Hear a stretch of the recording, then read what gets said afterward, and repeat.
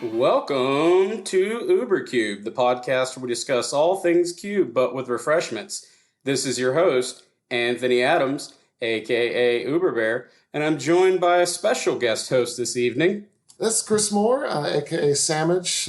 You had me on here before for a Popper episode. We're here for something a little different tonight. Yeah, welcome back to the show, Chris. If you guys remember from our Popper episode, as Chris just alluded to, he is our Popper god. And not only is he our Popper god, he is our peasant connoisseur. So we've brought him in this evening because this is, this is a type of cube curation that I struggle with personally. I want to learn more about. So I brought in our Shmee, our subject matter expert, a.k.a. Sammich, me the Sammich. That's a fun one, right? Sure. But before we get deep into the peasant cube design, we're going to do the thing that we always do here at UberCube. We're going to enjoy our libations of the show.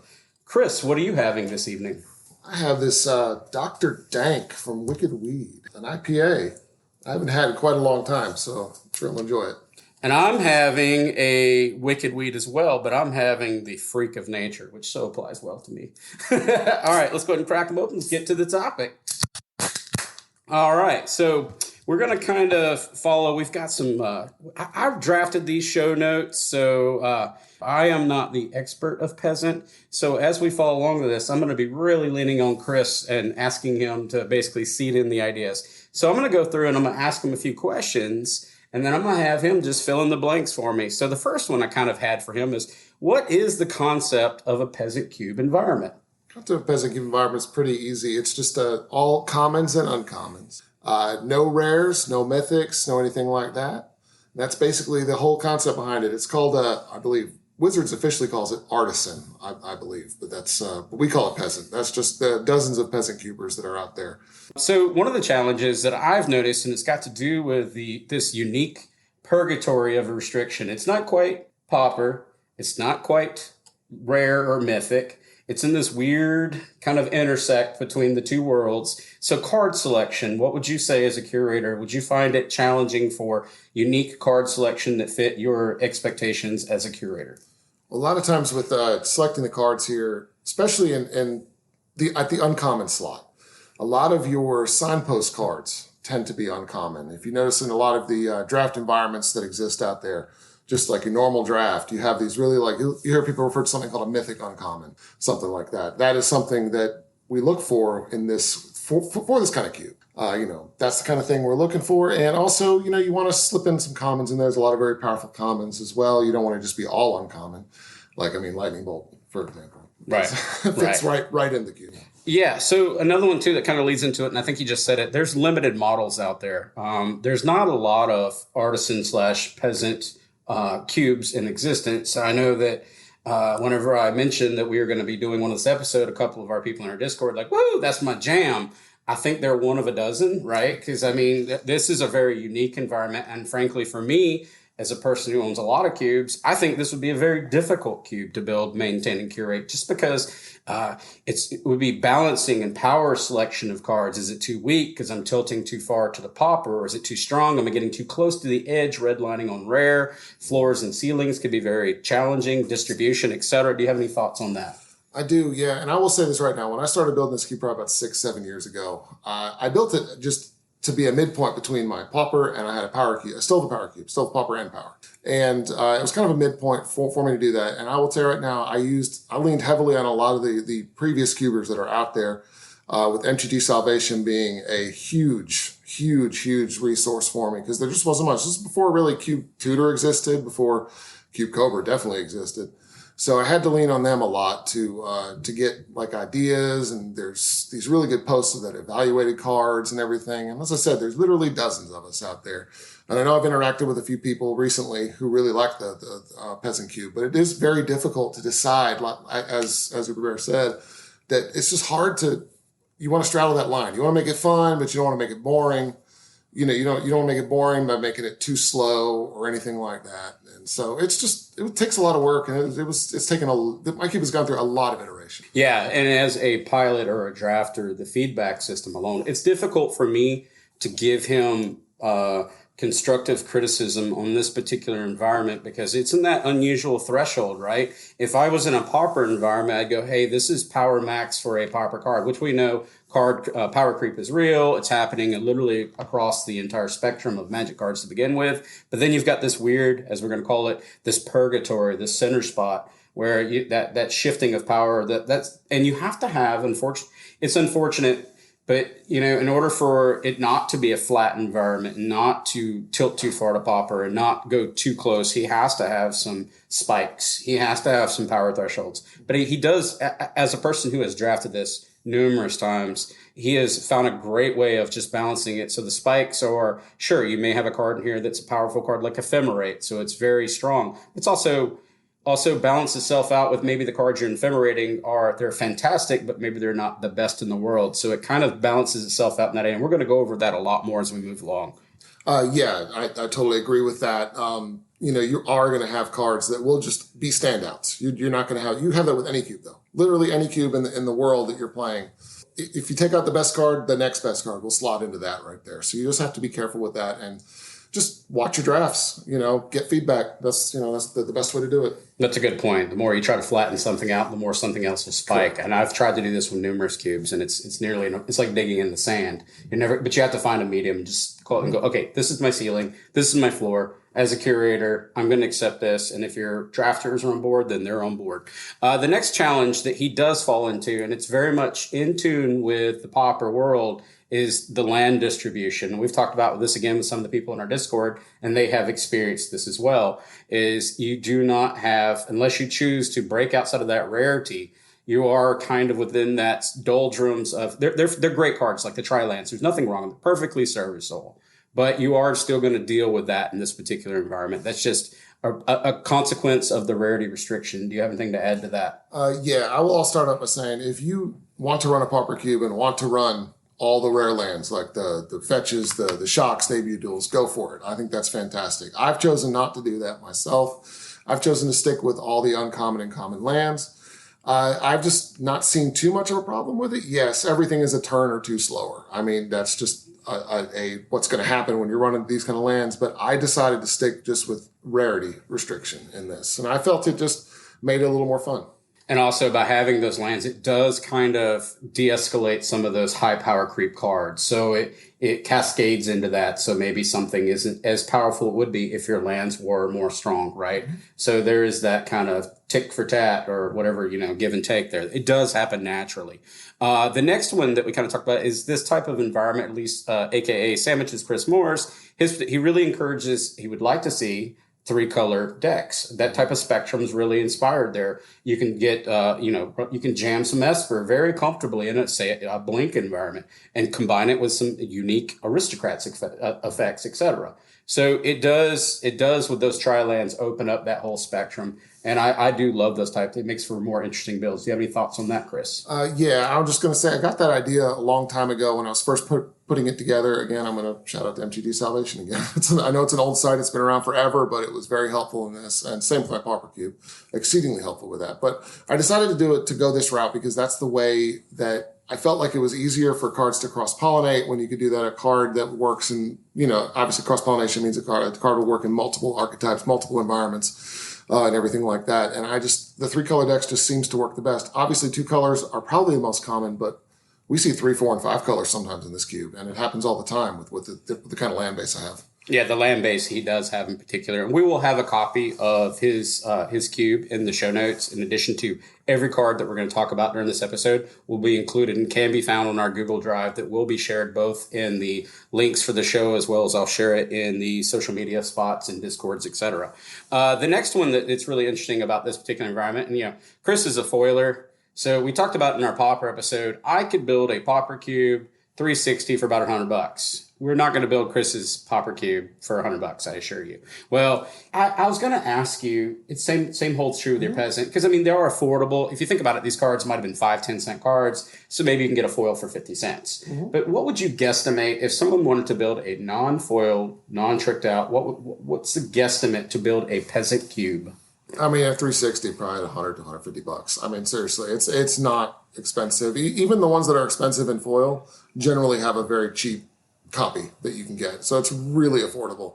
And especially with every update, especially nowadays, I can get a foils for very cheap. So updating my Pauper and Peasant is beyond cheap right now. Yeah, so that it's got a nice entry point. For someone who wants to get into, say you're a Pauper Cube owner and you want to test that spectrum, Peasant Cube environments are really great for that. They really can try some more advanced strategies, a little bit more than granted, Pauper has some powerful stuff, but a lot of it's going to be very creature-centric. This is going to have a little bit more of, like we talked about, more of the advanced aristocrats, more of the advanced blink, more advanced control pieces, etc. So it kind of takes it up. So this is, again, a great entry point if you wanted to start out by introducing someone into the world of Cube, or you wanted to start building your own Peasant Cube. This is a good takeoff point.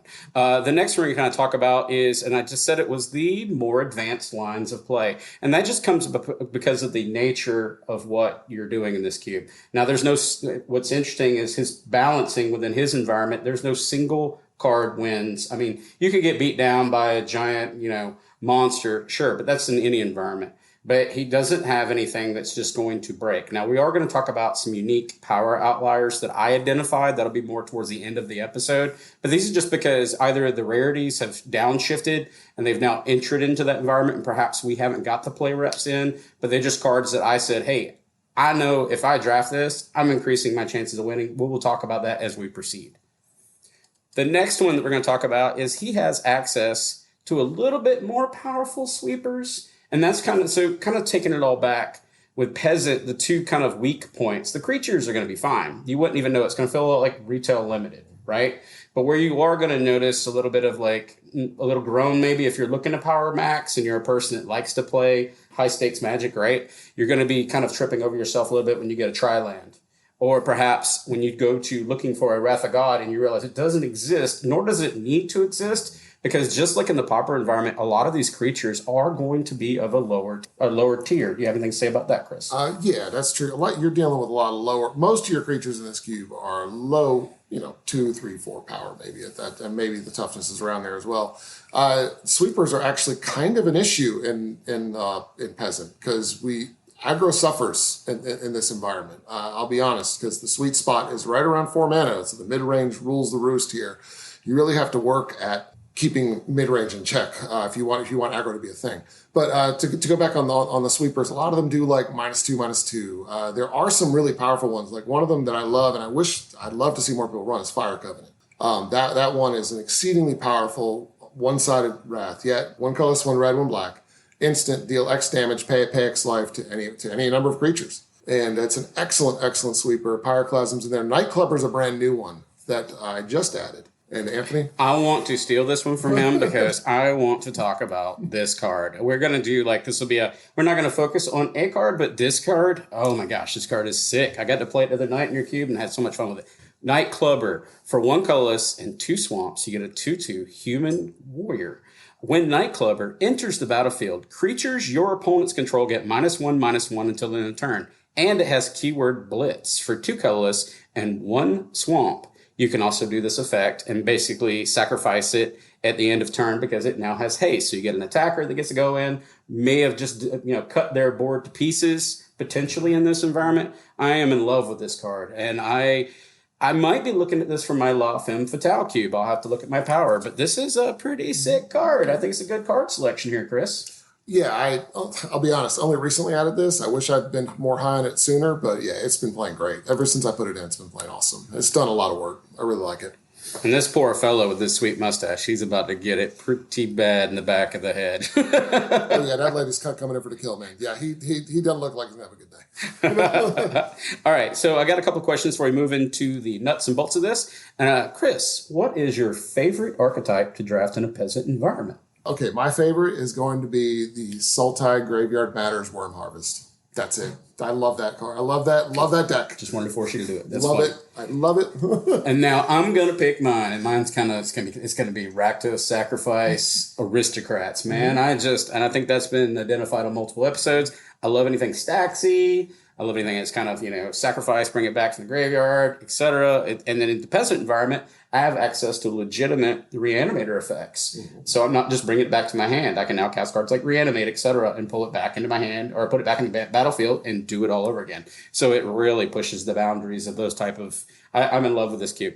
So let's talk about kind of the trifecta or the subgroups that Chris has enabled within this particular environment and kind of talk about the breakdowns and pieces. And the first one, and I'm going to ask that Chris kind of talks about this, is his cube, is going to be the Jeskai section. Would you mind taking that over and tell the listeners what we're talking about here? Yeah, not a problem. We're talking about of course, with Jeskai, blue, red, and white. As the tricolor thing. I don't know what the new name of it is. I'm sure there's a new name for it somewhere. Who knows? But it is what I have decided to support in this grouping is flicker, tempo, tokens, and spells matter. And some examples of each are like ephemerate, remand, battle screech, and gutter snipe. And I believe all these will be in the show notes, correct? That is correct. Of them, yeah. So I just decided those are the ones I support with that, and they also will bleed into other color pairings as well. You're not just going to see this in just this; it'll bleed into other ones. Yeah, so I'd like to highlight the card Ephemerate. That card is OP. It's busted. It will be in the. I will be talking about that card multiple times, but it does enable the next section. And what I want you to want to see is. What I want people to understand, what can be done in this is he's now covered in his Blink Tempo environment, now rolls straight up into his Grixis environment very comfortably, which is going to be Tempo, Draw, Go, Control, Aggro Control, and Spells Matters. And you'll hear words like Mana War, which is just going to tie right into Ephemerate. And then Baleful Strix. Loves that. And then we're going to move into Arms of Hadar. Now, I don't know this card. This is a new one, so I'm going to take the time to read this one. For 3 colorless and 1 black, you get a sorcery. Creatures target player controls get -2/-2 until the end of the turn. That's one of those sweepers we were kind of talking about that snuck in there. I have not seen this card. Oh yeah, that card came out, I believe, in one of the new Commander set. I think Commander Legends of Baldur's Gate thing. I think that's where that came out in. Card's been really good. It's a beating against the right deck. Also, it's too bad it's not an instant. It'd be probably very busted if it was. But -2/-2 to your opponent's team. This is great. It does a lot of work. And I did just notice it is common. Mm-hmm. So it is busted in pauper environments. Holy cow. So we're going to have to hot take this one now. Hot take, guys. Arms of Hadar for your pauper and peasant environments. Card is OP.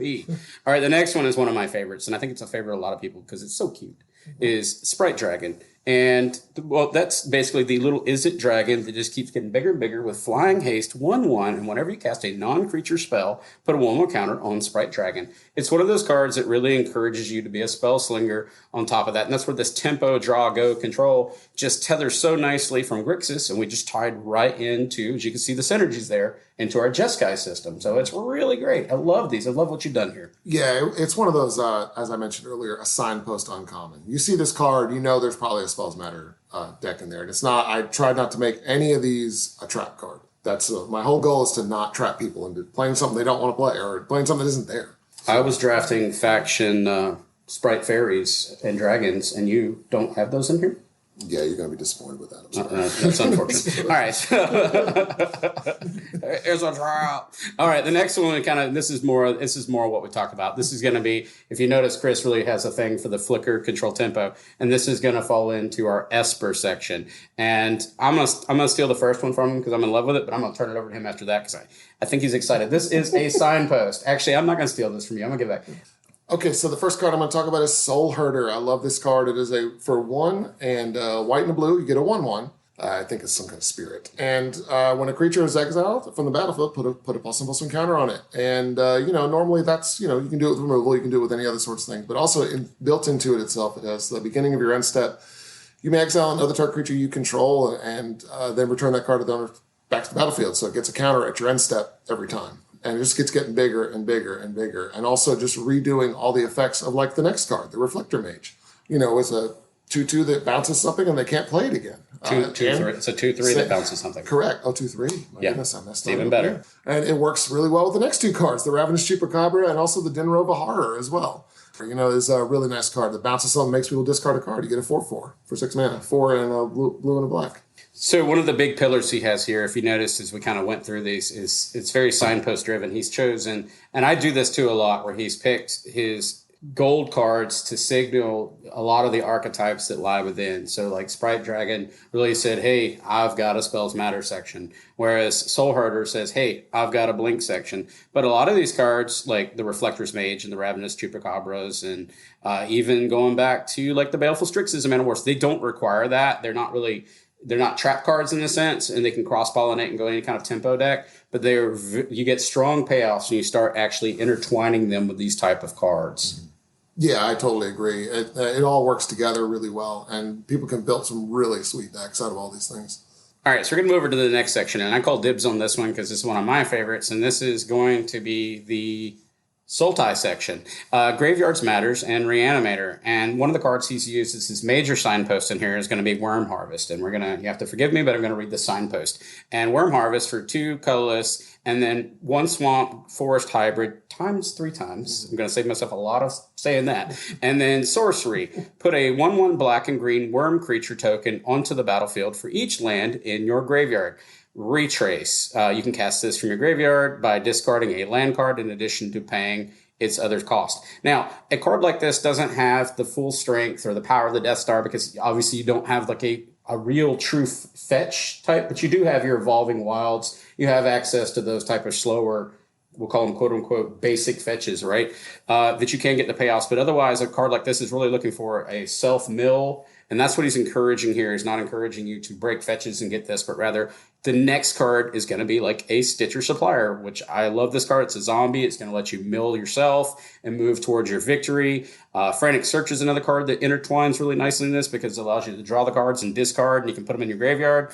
And then if you can untap, up to 3 lands, so it keeps just progressing it. And then once you've gotten rid of something that you can't tolerate losing in a self-mill deck, you've got cards in here like Reanimate, where you're willing to pay the cost to bring it back because you have crossed that line. But you have any thoughts about that? Yeah, Reanimate's one of those cards that could be a problem, but I'll be honest, the targets it has, they're good, but we're not talking like a Grizzlebrand here. We're talking like Peasant uncommon level. So while it gets good stuff back, it is a exceedingly powerful card, and obviously is used in like vintage cubes and things like that.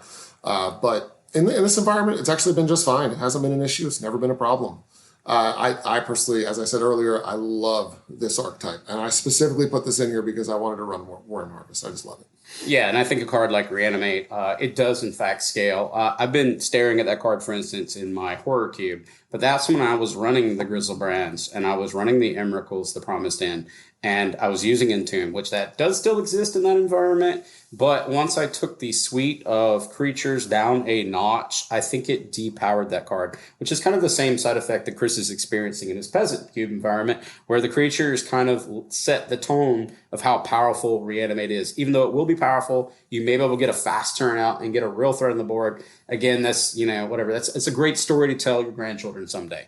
The next subset that we're going to go into, and I would like Chris to cover this, even though it's going to pain me so much.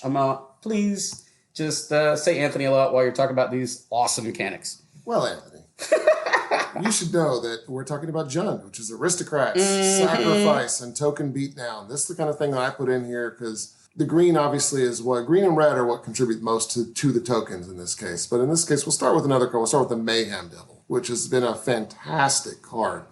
Added in for 1 black and a red. Whenever a player sacrifices a permanent, Mayhem Devil deals 1 damage to any target. And that pairs really, really well with the next card, which is the Goblin Bombardment, where you sack a creature, deals 1 damage to any target, just for free. The free sack outlets are amazing in this cube and help out a lot. And, you got to have things to sacrifice. So there's the next 2 cards are about, they make tokens. We have Hordling Outburst, makes you your 3 goblins, for 2 red and 1 colorless. And then I want to talk about this art on this Hordling Outburst he has here. It has got this insane dragon. It's got these 3 goblins running for their life. They've got these total oh shit faces. Their knives, they're doing no knife control safety whatsoever. Blades are pointed all over the place, full sprint, fall in the snow. Dragon's going to kill him if the knives don't kill him first. I love that art. That's why I picked it specifically for that reason.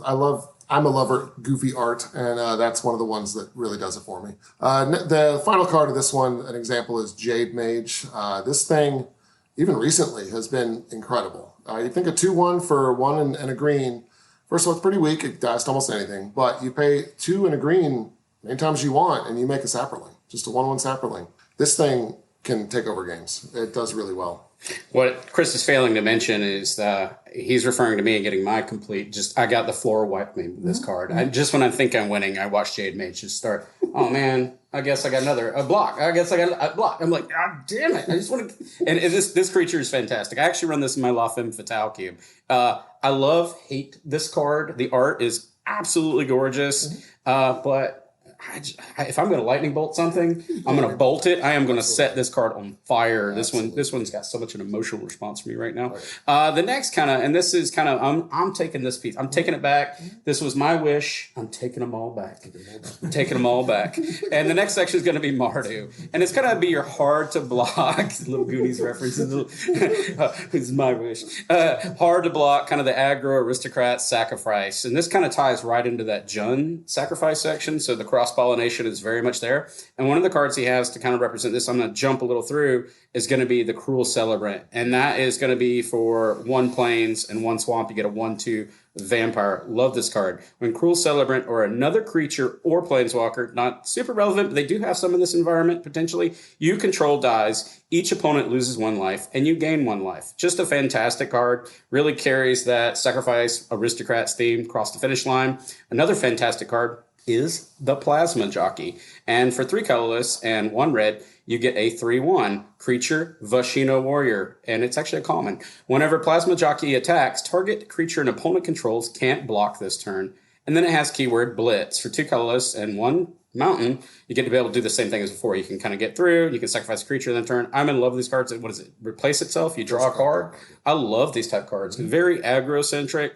And then you've got some of these traditional ones. It's got this is what's neat about the peasant environment. You're going to see it cross some lines, but it's not that big of a deal. It's like Lingering Souls, which you'll find in a lot of environments. I run that in my horror environment. I run this in my La Femme Fatale with a different art.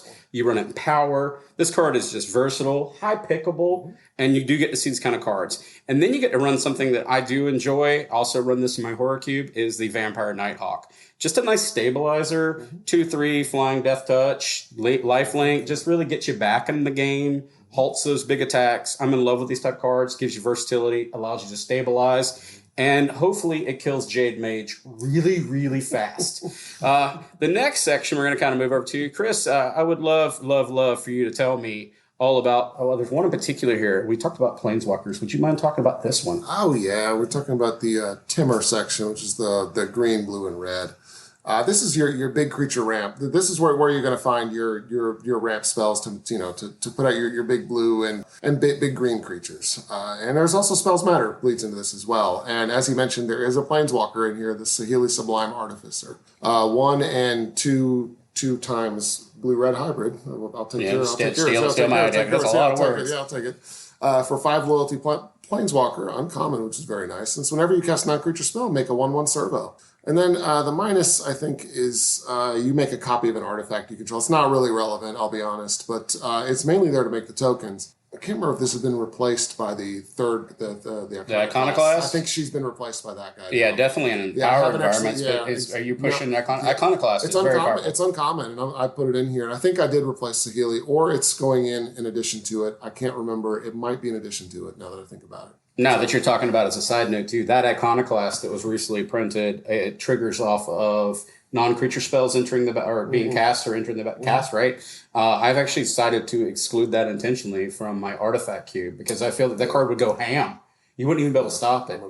Yeah. It's almost, so that card is a great swap out for this one. But I do love Saheeli. This is a fantastic Spells Matters, feeds into the aristocrats.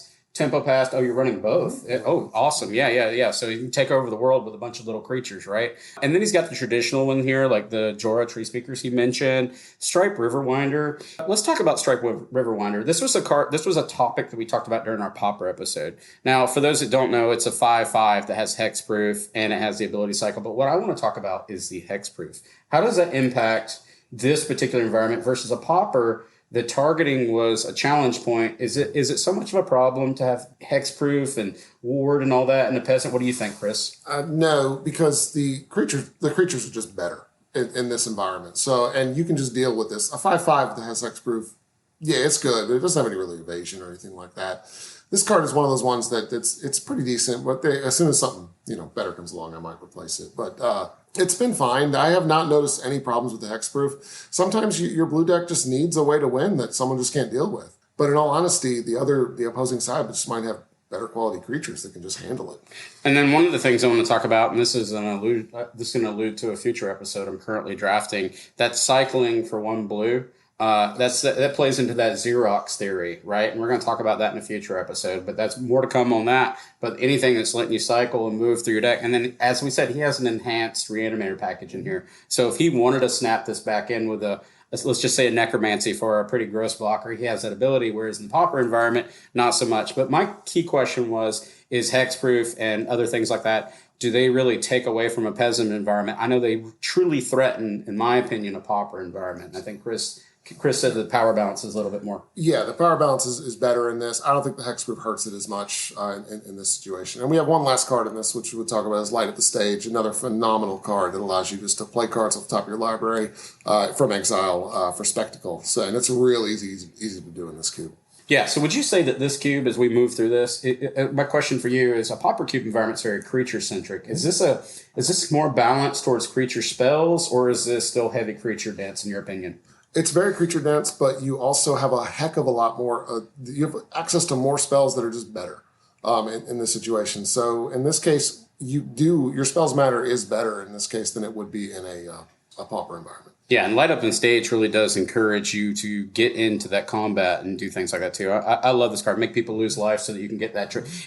Cards like that encourage it, and I like to see those. I think we kind of talked about that during our discard and a little bit of exile environment, the art of the discard, but I think those type of cards are very powerful. Anything that encourages the players to march forward with their armies, I do love it, to get a reward, right? The next section, I'm going to say I love it, and I don't love it because of his Peasant Cube, but I love it because of Johann being the greatest commander of all time. Anybody that doesn't know Johann, please look at it. I mean, he is staring at his hand, wondering what's happening. You guys check this out. Hot take, folks. All right, no, seriously. It's going to be the Naya section. They're all shaking their heads like, what the hell? No, really, Johann's badass. But anyways, mid-range, beatdown, aggro. It's going to be stuff like Bloodbraid Elf, which shows up in all kinds of environments. Another favorite, and this is just an amazing card, is going to be Flame Tongue Kavu. And I mean, that's going to do 4 damage and take out a threat, right? And then you kind of get into that pauper spiel that we kind of talked about with the Bannerhide Krishok. And this card, I'm going to read this one because it's interesting. It does go into pauper environments, but it's so neat that it even fits in here. This just shows the power of this particular card. It is a common, folks. And for 3 colorless and 1 green, you get a creature beast, trample, reinforce 2. For 1 colorless and 1 green, you can discard this card and put 2 1/1 counters on target creature. Or you can scavenge. For 5 colorless and 2 forest, you can exile this card from your graveyard and put any number of 1/1 counters equal to the card's power on target creature. Scavenge only as a sorcery. And it is a 4/4. This card just has all these. This is what we do for commons now, right, Chris? Do you have any thought? This is now common. This card has been a beating in my pauper environment, this environment, and my Sultai little micro cube as well. It does everything you want to do, because you want to fill your graveyard. You can put a creature in the graveyard. It puts itself there. With the reinforce. And then you can exile it later for to make another creature bigger. And it's just a 4/4 for 4. The trample. I mean, it wins a lot of combat too. So that's another reason this card has just been incredible. I really love this one for lower power environments. And I really want to point out, we've kind of went through these cards and how interwoven all these cards that I have discussed so far. Bannerhide just being another, it does the mid-range beatdown, but if you pay attention to it, it has that scavenge. That plays right into that self-mill strategy, right? Or even into a reanimator strategy. I mean, it's so versatile. And as I'm looking at these cards, you should see, it's like, you ever see it's like the meme where you're seeing Charlie from It's Always Sunny in Philadelphia, and he's just studying all this map, like where he's pointing all the different, that's how this looks right now. It's like a crazy grid of pointing. The next card, and this one's a beater. This is a house. It's Seasoned Hallowblade. And for 1 colorless and 1 plains, you get a 3/1. Human Warrior. And this is uncommon. You'll see this in actually empowered vintage cubes. This card's a beating. You can discard a card and you can tap Seasoned Hallowblade. It gains indestructible in a turn. So sure, it's a very aggressive creature, but also feeds into a lot of strategies. Like, for example, even a reanimator setup, right? You could dump your Grizzlebrand in the highest powers. Or in this particular one, I'm quite okay with Flame Tongue Kavo and then bringing that back and hit you. I mean, it's so versatile. And it's probably really, really powerful in this environment. What do you think? Yeah, this thing, I've either been beaten with this thing or beaten people to death with this thing. And like you said, it plays into other environments. You'll run this in decks. You normally wouldn't want to run something like that because of the discard. Like I have a lot of cards in here with flashback in it that will help you cast those as well. If you can't cast them now, you cast them later. That's the whole reason for a card like this existing. Otherwise, it wears equipment really well as well. It's another thing, and it crews things pretty well too. Yeah, but the only thing I think it'll even let me excuse this card seeing it in Peasant environment, it has no form of evasion. So I shall allow it, because this creature will be all full of evasion. You do have equipment to have evasion, though, don't you? Yeah, it'd be rare. Yeah, card's gross. The next section, I'm going to ask that Chris cover it. This is, I'm starting to notice a trend here that he really, really loves Blink. Here we go. Yeah, it's hard to get away from. It's just they've really supported Blink a lot in the past years. This is the Bant section, the green, white, and blue. And this is this is where your mid-range cards live a lot. And also Flicker, Blank, ETB works really well in this. You have cards like the Arborback Stomper, which is a trampling 5/4 that when it enters the battlefield, gain 5 life. And then the king, basically, of these kind of things is Whirler Rogue. This is probably one of the best cards in the cube as far as blue when it comes to for 4 drops when it comes to this. It's a 2 and 2 blue for a 2/2.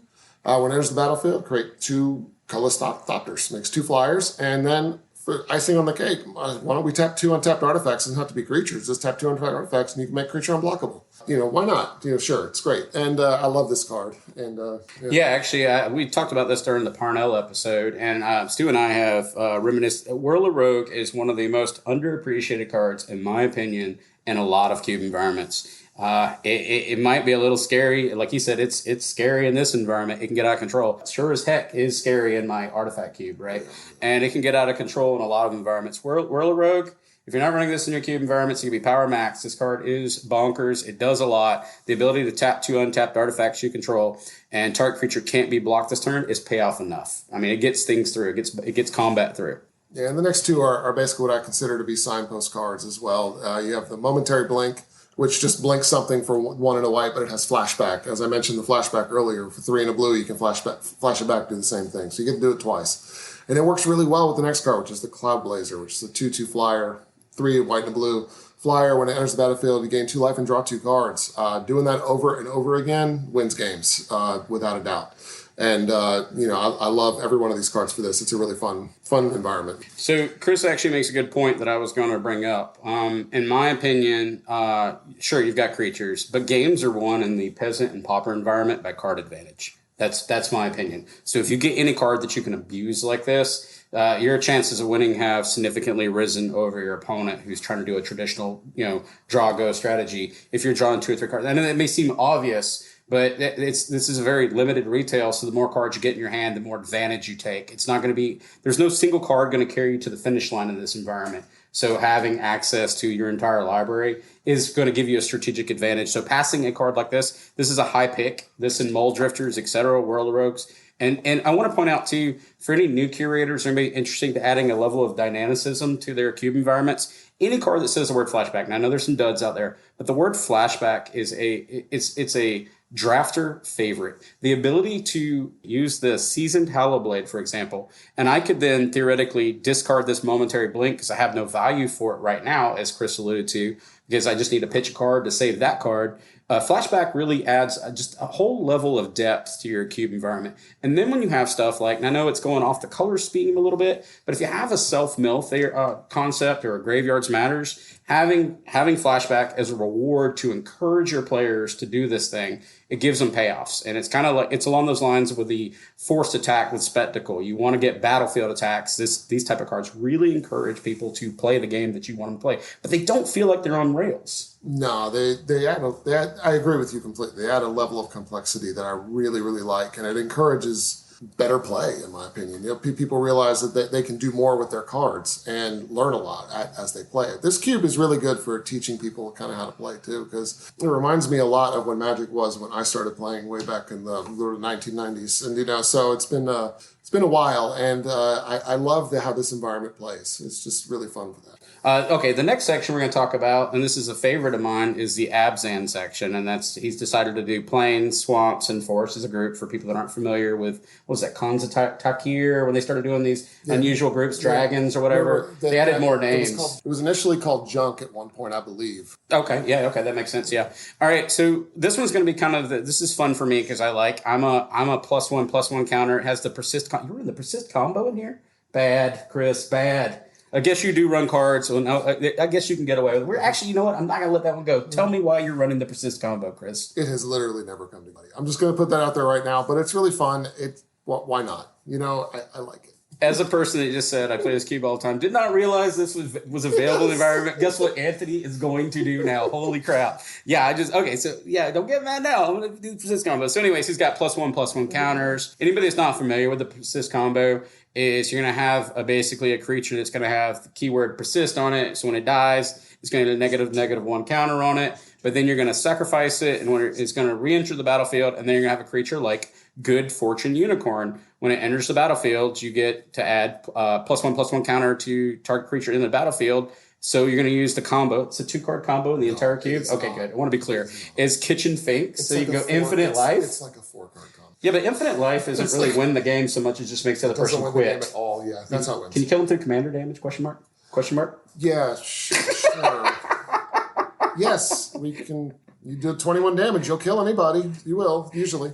Yeah, so I'm pretty sure this makes you just say scoop. And then he kind of defeated in this. He has Inquisition of Kozilek, which gives him a control mechanism out of that. And then he has another card that I actually do enjoy. It's the Baloth Null. And for 4 colorless and Golgari, you get a creature zombie beast 4/5. When Baloth Null enters, did I say Null Troll before? I may have said Null Troll. We're going to go with Null. You said Null. Enters the battlefield, return up to 2 target creature cards from your graveyard to your hand. So that feeds into a blink strategy that feeds into the Graveyard's Matters. It hits here with the counters. You can see there's so much interwoven. Again, I want to go back to that Charlie from It's Always Sunny pointing all over the place, doing the great design. That looks a lot like when you look at this cube, please appreciate all these interwoven pieces of mechanics Chris has put time into here. I am actually going to speak a little bit more on the persist combo. I know Anthony was asking, why the heck is this in here? Well, I put it in here. There's literally 2 cards with persist in it. There's Kitchen Finks and the Murderous Red Cat.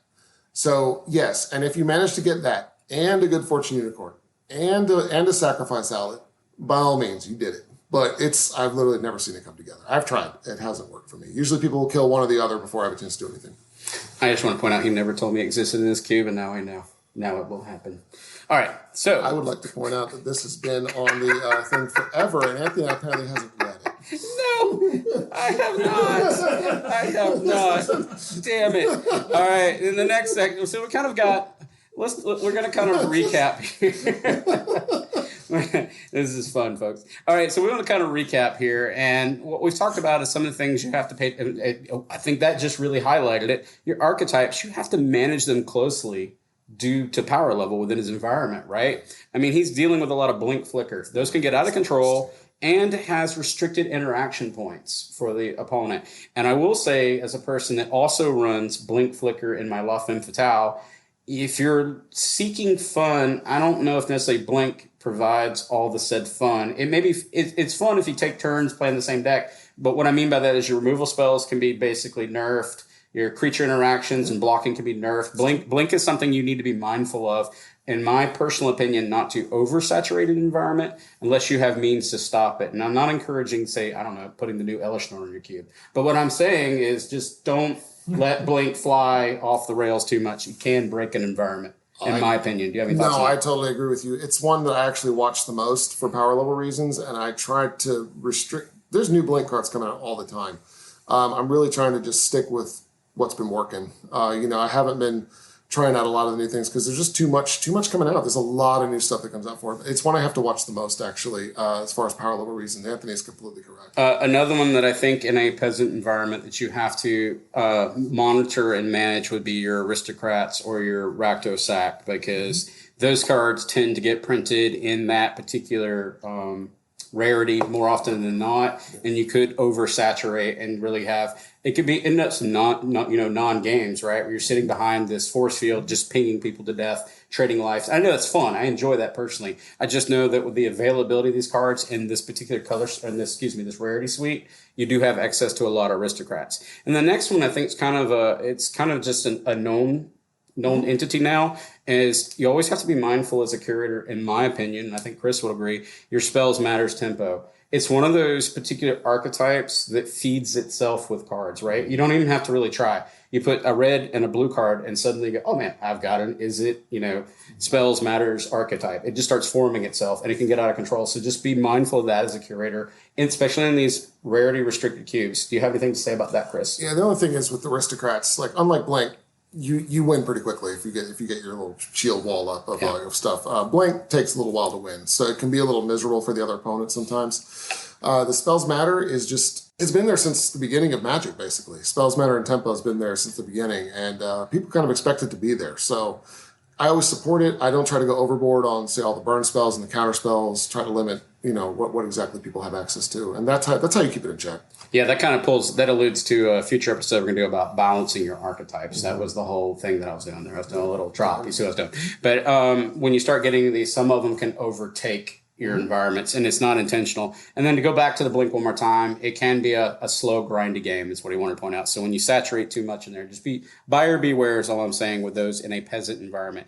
So the next thing is I went through and I made a list of, in my opinion, high-powered picks in a Peasant Cube environment that I would not let go past me if I was sitting in the draft pool. And the first one I have is Mother of Runes. What do you think about that one, Chris? Well, I will say this. I've been looking at the list, and most of these are on some sort of a watch list. Some of them aren't. Some of them are totally fine in this environment. Mother of Runes is an extraordinarily powerful card. I will not deny that, but sometimes that mono white deck or that white deck just needs a way to punch through damage. Again, it's been fine. There really hasn't been an issue with it because you can run up to 3, 4, 5 colors sometimes, and she just isn't as good when you're playing a deck like that. So that's my defense for that. And one we talked about before was the Seasoned Hallowblade, just because the indestructibility, it's powerful. But then he has access to, in this particular, it's been in the peasant colors or the uncommon colors for a while. That would be since Alpha, right? Swords to Plowshares and Path to Exile, where Swords to Plowshares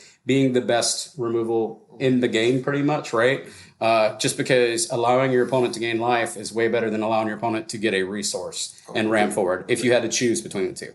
Sure, those are pretty excusable cards. I run those in a lot of my powered environments. Chris, would you mind? I've got another challenge one here, and I want to talk about this one. It's Mole Drifter. What are your thoughts on that one? Mole Drifter's been just fine. It's a very powerful card. Yes, with the Blink environment, it gets way better. Without it, it's only meh. It's not that great a card. It's 2/2. You draw 2. It's divination at that point, and it's only okay. But it does get better with another card you have on the list, which I'll go ahead and just jump to right now. Why not? Crystal Shard, which is either for 3 or a blue, and it costs 3 to cast, by the way. But for 3 or a blue, you can tap it and return target creature to owner's hand unless its controller plays 1.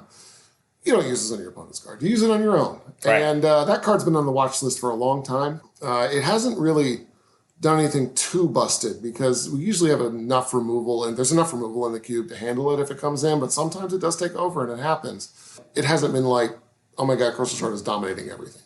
And can't you, when you do that evoke cost, interact with Crystal Shard and flicker it back so you've reduced the cost thereby? Oh, absolutely. But when you're flickering it back with, say, like another spell, like Ephemerate or something like that, Crystal Shard bounces to your hand, so you have to do that again. It's not as... okay, it's good, but it's not like... I'm of the opinion, we talked about this before, that pauper environments and peasant environments do run on the back of card advantage, right? They're limited retail, so you get to move through and get your threats. Another one we talked about already, and I won't hark on too much, was Whirler Rogue, just because it's very powerful in a lot of environments, right? But now we're going to move into... We did talk about, and I think you've already spoke to this one, was Reanimate. And so we're over that one. We've kind of said it's powerful, but it's not broken. But then I want to point out this next card, and then I'm going to ask you to defend this one. Is Sir Conrad the Grim. Would you mind telling everybody what this card does and why you're running it in this environment? He doesn't do anything. He just is a 3 and 2 black. He's a 5/4. He's a legend, uncommon humanoid. That's all the text that's on it. I can't read anymore. So, no, but anyway, it says whenever another creature dies or another creature is put into a graveyard from anywhere other than the battlefield, or a creature card leaves your graveyard, sorry. Sir Conrad does 1 damage to each opponent. And then for 1 and a black, you can make each player mill their top card. And This thing just works so well with so many different archetypes. It works so good with the self-mill. It works so good. It gives the self-mill an alternate win con. Yeah, so if you say a card like that would give like self-mill an alternate win con, perhaps, or it would really push aristocrats over the line and give them a more reach. Or even this card, in my opinion, can just go standalone because I've been beat down by this card. Nothing else. Would you? Oh, totally agree with that. Yeah, this card just by itself does a lot by himself. He enables himself with that 1 in a black activated ability. I won't deny it. It's very powerful. But again, it is still just a creature. It is not the end-all and be-all of Magic. It can die to almost anything in the cube. So the next one I want to point out, and we're going to do 2 of them here. It's going to be Young Pyromancer and Gut True Soul Zealot. And I want to talk about these 2 and whether or not they're both appropriate. And I think I know my answer for Young Pyromancer.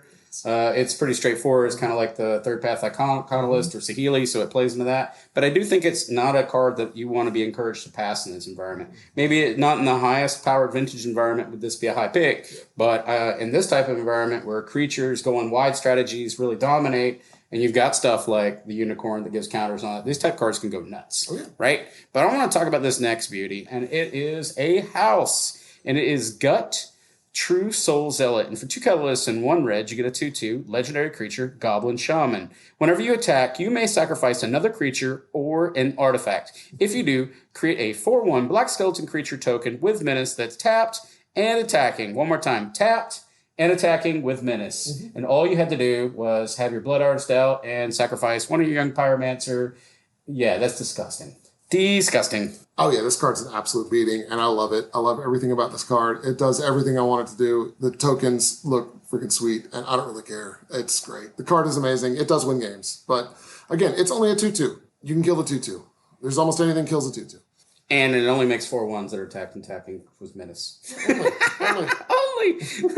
And so we've already beat down Jade Mage conversationally, right? That card is very powerful. It's easy to underestimate, and I'll just leave that right there. Mm-hmm. This next card, and this one's a very EDH centric card that I'm going to tell you is very easy to underestimate the power of 2. And if you're not running this in your lands matters, EDH decks, etc., it's Tireless Provisioner. And for 2 colorless and 1 forest, you get a 3/2 creature elf scout. Landfall, whenever a land enters the battlefield under your control, create a food token or a treasure token. And basically, it either ramps you forward or it preserves your life, because this isn't a very battlefield-oriented, creature-centric battle, so you'd be shocked how much that 3 life matters, and it can actually stabilize you within a game. I think that's the big selling point for me, even more than the treasure. That may sound foolish, but in a creature-centric environment, you want to stay alive. You want to survive the bolts, etc. This gives you reach. Mm-hmm. This next card, and it's just kind of on every list I ever make, and it's just going to be Rancor, right? I mean, Rancor is just a gross card that really, but I do like it because Rancor encourages you to put it on a creature and go into combat, right? Mm-hmm. But even if you're going to lose the creature, a 1/1 token or a servo or whatever, it encourages players to play the game, right? But it does keep getting refreshed. So I would say in a kind of low tier environment, Rancor should always just be, it can be top tier and just needs to be monitored. And on a 1/1, not such a big deal. But suddenly you give a creature, I don't know, we talked about one without evasion before, and we're like, oh, it doesn't have an evasion. I don't know, Seasoned Hallowblade? Yeah, that or another card that's in there called Breaker of Armies. It's fine, just yeah. So a card like Rancor can look pretty benign, but you can catch on. So closing thoughts. I love peasant environments. It is such an interesting and dynamic. It's in this weird, as we said, this doldrums or purgatory of Magic where it's trapped in between. I don't want to be Popter. I don't want to be Popper. I want to be a real boy. I want to be rare. But it's not quite there. So the power mini max is a little bit scattershot, right? You'll see some cards and you're like, oh man, I saw that in a Popper environment. And you'll see the other card and go, hey man, I see that in a powered vintage environment. And that's what's so interesting about this cube. It can be hard as a drafter to evaluate, right? As cards getting passed around, you're like, I don't know the power level of this card. Is Mold Drifter powerful? Yes, it is. But it doesn't look that because maybe you've been playing powered vintage. But if you move from a Popper environment and you were like, oh man, that's got a Mold Drifter, sweet. So it makes for a weird tempo while drafting because you're in this unusual little spot. Do you have any thoughts on that, Chris? Yeah, I agree. And with what Anthony said, it's like I said, I built this cube to be a midpoint between my Popper and my Power Cube environment. And as I said earlier, and I just really liked it. At first, I just built it as kind of a goof. I had asked someone in our playgroup if they were going to build one. And they just never did. I can't remember who I asked. They just absolutely never did. So I said, you know what? I have all these commons and uncommons. I've got an extra $50. I bought a bunch of cards and just put it together. And the first time I put it together, it wasn't awesome. It's taken a lot of work to get where it is now. But it was been a lot of fun. And as he said, the card selection is challenging. There are models out there. There is a peasant community. And I do interact with them. I will give a shout out on Cube Cobra and MTG Salvation again. Someone creates every year that they do a Peasant Cube collaboration where they get together, get all the lists of current Peasant Cubes, and then show you like this is run between 45 and 50 cards. This is run for cubes. This is run in 0 to 9 cubes, kind of thing. So it gives you an idea. You can look at what's in your cube versus what's on there. And it's been really good. And I'm very sorry to whoever creates that. And it's amazing, but I cannot remember your name at all. I don't have access to it right now, so sorry. But it was really good, and it's very helpful every year. And I've been a part of it for several years now, and it's been incredible. And it's also very affordable. That's another reason it's really good. It's just so cheap to get into this. You can buy whiteboarder versions. It doesn't matter. Just they're the cheapest versions usually, and they're really good for people who don't have a lot of money to spend this, but want to have a cube environment, want something a little more than Pauper. And I understand Pauper is fun, but you might want to do a little more. Might want to play Aristocrats because you can't play Aristocrats in Pauper. It just doesn't exist. The payoffs aren't there.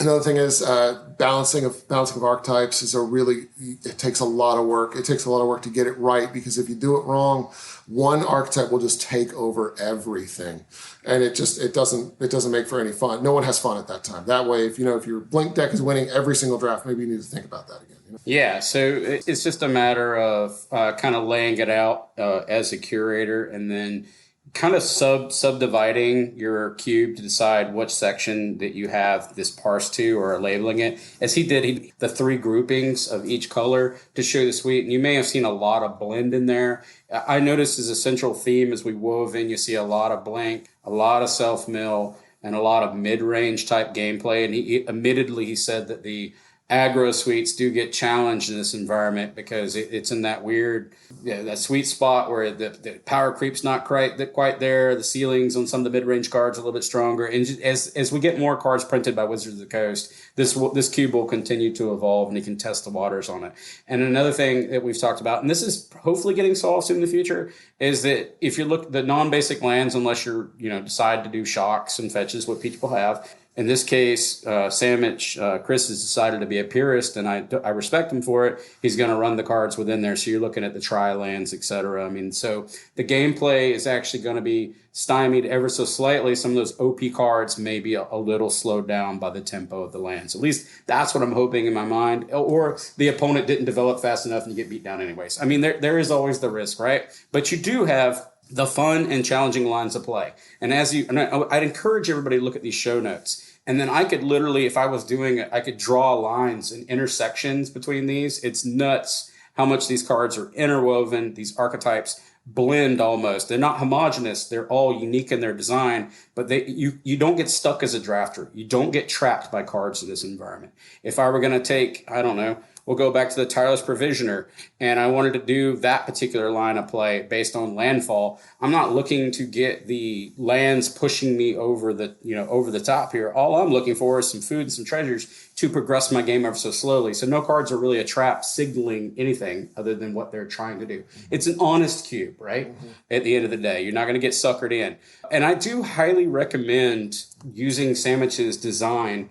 And take a look at it. It's intricate. It's interesting. He has a really powerful write-up, and it's been play tested repeatedly. And I'm really trying to encourage him to submit this to CubeCon in 2023 because I'd love to see this. People just go nuts with this cube. It's awesome.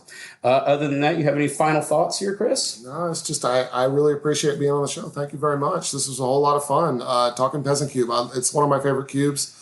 That and my Sultan Cube, I love that one as well. But this one, my Pauper, have been a real fun to put together and everything. And also, I love it when a new set comes out and I go and just search on Scryfall and just try to evaluate it. I evaluate all the commons and uncommons. That's also fun. And also, master sets are the best for this cube because they downshift stuff. It's awesome.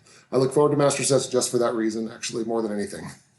Well, thanks again to Chris for joining us. This is fun as usual. He'll be on a future episode where we do break down that sweet Soul Tie Graveyard theme deck that he's got and others, his Power Vintage, etc. But for now, we're going to do the thing we always do. We're going to move over to the socials and the closing. So if you love the show, and we truly, truly, truly hope that you do, we would appreciate a 5-star review on your favorite pod player, etc. listing device. If you want to support the show, please consider using our Inked Gaming affiliate where you can find playmats, dice bags, mouse pads, etc. Basically, using that link will basically keep the lights on here at UberCube by purchasing the products that you love and you need as both a player and a cube curator. They got sweet stuff, folks. Check it out. I buy all my stuff from there, my playmats, etc.